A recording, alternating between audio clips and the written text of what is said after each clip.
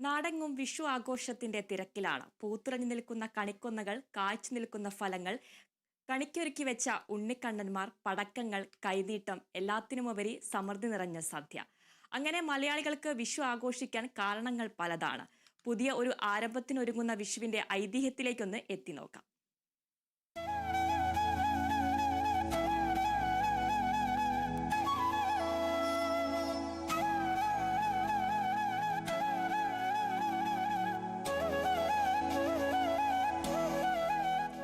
മലയാള മാസമായ മേടം ആദ്യ ദിവസമാണ് വിഷു കൊണ്ടാടുന്നത്.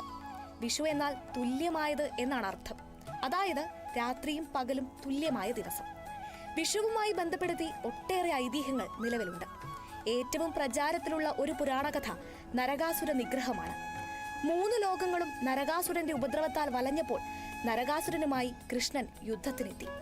യുദ്ധത്തിൽ മുരൻ, താമ്രൻ, അന്തരീക്ഷൻ, ശ്രവണൻ, വസുവിഭാസു, നപസ്വാൻ, അരുണൻ തുടങ്ങിയ അസുരന്മാരെയെല്ലാം വധിച്ച് ഒടുവിൽ നരകാസുരനെയും കൃഷ്ണൻ നിഗ്രഹിച്ചു എന്നാണ് പറയപ്പെടുന്നത്.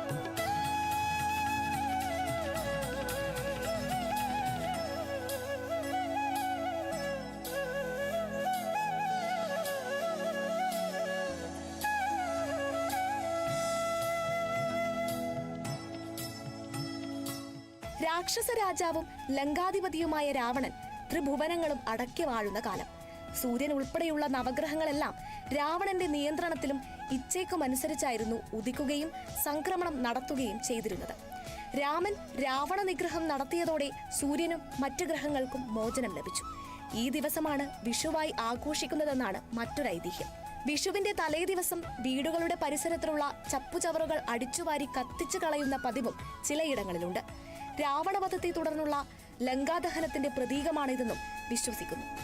കഥകൾ എന്തായാലും വിഷു വെളിച്ചത്തിന്റെയും പ്രതീക്ഷയുടെയും വിജയത്തിന്റെയും നന്മയുടെയും ഉത്സവമാണ്. എല്ലാ പ്രേക്ഷകർക്കും വിഷു ആശംസകൾ. News desk, Kerala vision.